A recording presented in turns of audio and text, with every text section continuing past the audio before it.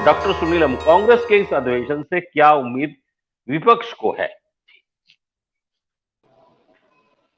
अमरीश जी, शुक्रिया। असल में केवल मामला विपक्ष का नहीं है, पूरे देश की उम्मीद का मसला है।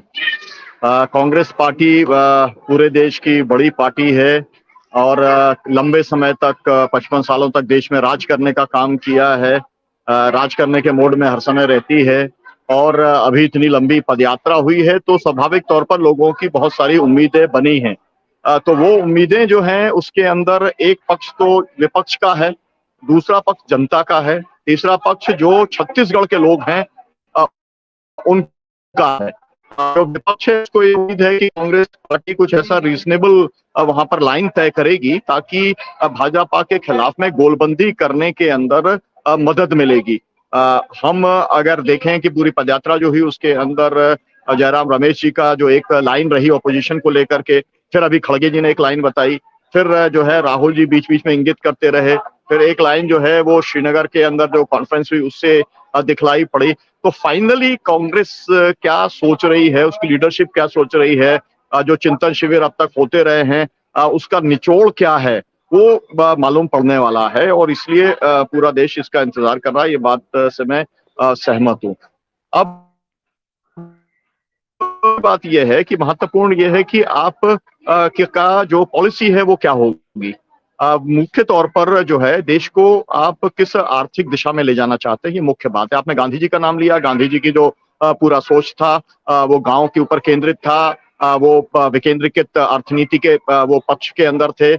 उसके ऊपर ज्यादा समय देने की जरूरत नहीं, लेकिन ये है कि कांग्रेस पार्टी ने जो एलपीजी को लेकर के आया उसके बाद में उस अनुभव से, वैश्वीकरण, उदारीकरण और निजीकरण के अनुभव से उसने क्या सीखा और सीखने के बाद में अब वो क्या दिशा को लेके जाना चाहती है।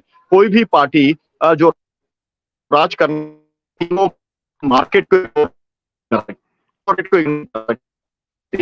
है देश के बहुत है, वो ताकत है इसकी, उसको नहीं कर सकते इग्नोर। जी। तो उस आधार पर उसका आर्थिक दर्शन क्या है ये जानने की बहुत बड़ी जरूरत है। दूसरा उसी तरीके से महत्वपूर्ण ये भी है कि यहाँ पर आपको मालूम है कि इस समय सोशल मूवमेंट्स के तौर पर जल जंगल जमीन की लूट के सवाल को लेकर के जो मुख्य सवाल है, और इसलिए मैं आपसे ये कहना चाहता हूं कि अभी जब कांग्रेस का अधिवेशन चल रहा है उसी समय 24 और 25 को वहां के जितने संगठन हैं, जन संगठन, वो भी मिलकर के वहां पर एक जन अधिवेशन करने का काम कर रहे हैं। उसमें से अधिकतर ऑर्गेनाइजेशन वो हैं जो राहुल गांधी जी से अलग अलग समय पर पदयात्रा के दौरान मिले हैं।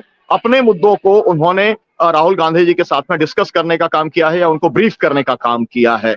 लेकिन इसके बावजूद भी वो अपना अलग एक सम्मेलन कर रहे हैं इस उम्मीद के साथ में कि उनका कोई ना कोई एक संवाद होगा और उनके जो सवाल हैं उसका हल निकालने का काम किया जाएगा। जैसे मिसाल के तौर पर यह है कि जैसे किसान संगठन है, तो उसके अंदर किसान संगठन भी शामिल हैं। अभी जो वहां पर आज भी जो अधिवेशन हुआ आशीर्वाद भवन के अंदर, कल भी होगा, तो उसके अंदर उनका क्या सवाल है। एमएसपी के सवाल के ऊपर कांग्रेस ने अपनी सरकार बनाई थी, धान का रेट भी दिया, लेकिन जो एवरेज था वो उन्होंने कम एवरेज के ऊपर 10 क्विंटल के ऊपर उन्होंने खरीदी करने का काम किया। 20 क्विंटल का एवरेज होता है तो वहां के किसान संगठन चाहते हैं कि आपने खरीदी ठीक की, अच्छा है, आपने अपना कमिटमेंट निभाया, लेकिन जो एवरेज आपने जो निकाला है वो एवरेज आपने कम निकाला है, उससे काफी ज्यादा फसल जो है वो छूट जाती है, किसानों को लूटना पड़ता है। तो ऐसे तमाम सारे सवाल हैं सभी लोगों के। फिर मैं एक और कहना चाहता हूं आपसे कि तमाम सारे हिंदू राष्ट्र बनाओ करके शायद मुझे लगता है कि देश के अंदर पहली बार सड़कों के ऊपर यात्राएं निकाली जा रही हैं छत्तीसगढ़ के अंदर। मतलब ध्रुवीकरण की पूरी तरीके से कोशिश है। तो ये भी लोग देखना चाहेंगे कि उस ध्रुवीकरण को रोकने के लिए आप क्या करेंगे।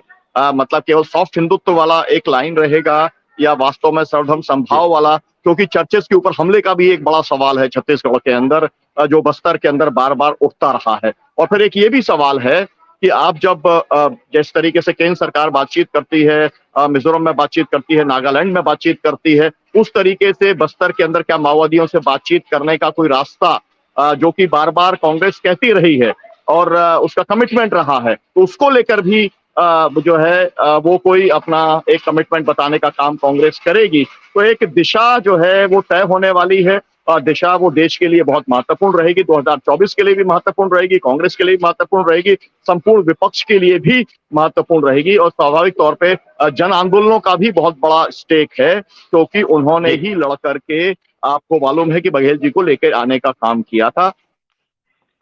उनकी के अंदर सिविल सोसाइटी की आज बहुत बड़ी भूमिका है, तो उनके साथ किस किस्म का डायलॉग